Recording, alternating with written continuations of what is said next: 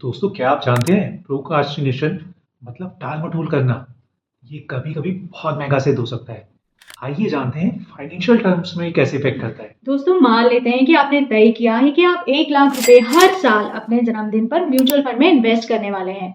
आप ये स्टार्ट करेंगे 25 साल में और इन्वेस्ट करते रहेंगे 60 साल तक, मतलब हुआ कुल 35 साल इन्वेस्टमेंट। दोस्तों मान लीजिए कि आप कुछ भी टालम टोल प्रोक्रेस्टिनेशन नहीं करते हैं, आप स्टार्ट करते हैं 25 साल की एज से और इन्वेस्ट करते रहते हैं 60 साल की एज तक, मतलब टोटल 35 साल या आप इन्वेस्टमेंट कंटिन्यू कर पाते हैं। तो 13% CAGR रिटर्न के हिसाब से आपको at the age of 60 years आपका जो टोटल कॉर्पस बनता है वो होगा 6.1 CR। अब सोचो, यहाँ पर आपको लगा अभी तो मैं 25 साल का हूँ, मुझे रिटायरमेंट प्लानिंग की अभी से क्या जरूरत है।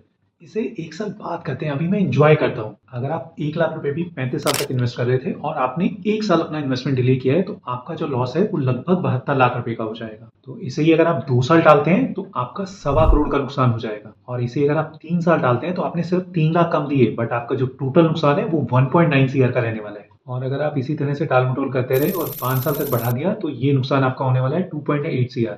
यानी इन 5 सालों में आपने तो दिए सिर्फ 5 लाख कम, बट आपका पैसा लगभग आधा रह जाएगा। यानी कि आपको मिलेंगे 6 करोड़ की जगह सिर्फ 3.25 करोड़। दोस्तों आप खुद सोचिए, छोटा सा डिले आपको कितना महंगा पड़ गया। मार्केट का फंडा बिल्कुल सिंपल है, जितना जल्दी इन्वेस्ट करोगे उतना ज्यादा पैसा बनेगा, इसलिए अपनी इन्वेस्टमेंट डिले बिल्कुल मत कीजिए। दोस्तों, कम पैसा लगाने से नुकसान नहीं होता, बल्कि नुकसान होता है देरी से लगाने में। समय तुम्हारा सबसे बड़ा साथी है, उसे हाथ से जाने मत दो।